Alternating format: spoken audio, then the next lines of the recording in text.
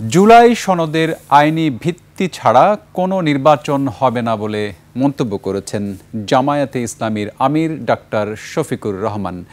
রাজধানীর পল্টনে জামায়াতসহ ৮ দলের সমাবেশে এ মন্তব্য করেন তিনি। জামায়াত আমির বলেন, যারা জুলাই বিপ্লবের স্বীকৃতি দিতে নারাজ তাদের জন্য ২৬-এ কোনো নির্বাচন নাই। দাবি না মানা পর্যন্ত আন্দোলন চলবে বলে জানান ৮ দলের নেতারা। রাশেদ রাইহানের রিপোর্ট। নায়াসিনামাইড ও স্যালিসাইলিক সমৃদ্ধ লিলি ফেস ওয়াশ, যা ফেসের ডেড স্কিন সেল দূর করে দেয় দ্বিগুণ ফাস্টার ব্রাইটেনিং। জুলাই সনদ বাস্তবায়নে সাংবিধানিক আদেশ জারি ও নভেম্বর মাসেই গণভোট আয়োজন সহ ৫ দাবিতে ৮ দলের সমাবেশ। এতে যোগ দেন দলগুলোর নেতাকর্মী ও সমর্থকরা। সকাল থেকে রাজধানীর বিভিন্ন এলাকা থেকে আসা খণ্ড খণ্ড মিছিলে বেলা ১২টায় পূর্ণ হয়ে যায় সমাবেশস্থল পল্টন মোড় এলাকা। দুপুর ২টার কিছু পরে সমাবেশের আনুষ্ঠানিকতা শুরু হলে গুলিস্তান থেকে নাইটিঙ্গেল মোড় এবং বাইতুল মোকাররম উত্তর গেট থেকে মৎস্য ভবন পর্যন্ত সৃষ্টি হয় জনসমুদ্র। সমাবেশে নেতাদের অভিযোগ, দিল্লির ষড়যন্ত্রে ১৩ই নভেম্বর পরাজিত ফ্যাসিবাদী দল লকডাউন কর্মসূচি দিয়েছে। ট্রাইব্যুনালের বিচার প্রক্রিয়া এগিয়ে যাচ্ছে যখন, এই নভেম্বরে কিছু অপরাধীদের যখন রায়ের সম্ভাবনা, তখনই ফ্যাসিস্টরা বাংলাদেশ জুড়ে ককটেল গাড়িতে আগুন দিয়ে নাশকতার ষড়যন্ত্র করছে।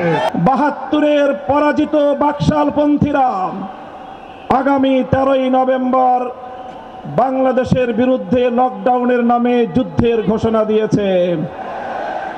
আমি ঘোষণা করতে চাই, ১৩ই নভেম্বর কোন বাকশালপন্থীকে বাংলার রাজপথে আমরা নামতে দেব না।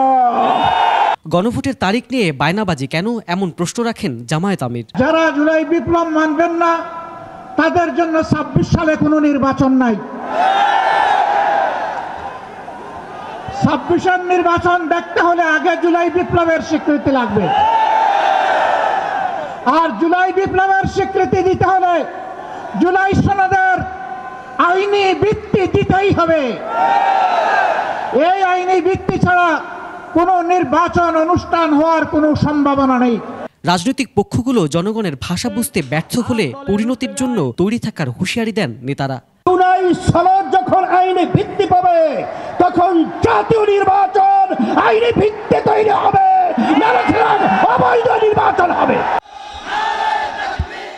এই মঞ্চ থেকেই সমমনা ৮টি দলের ঘোষণা, যদি জাতীয় নির্বাচনের আগে গণভোট এবং জুলাই সনদের আইনি ভিত্তি না দেওয়া হয়, তাহলে ২৬ ফেব্রুয়ারিতে নির্বাচনের দেখা মিলবে না। অতি শিগগিরই তাদের যে অভিন্ন ৫ দফা দাবি, সেটি মেনে নেয়ার হুঁশিয়ারি দিয়েছেন এই সমমনা ৮ দলের নেতাকর্মীরা।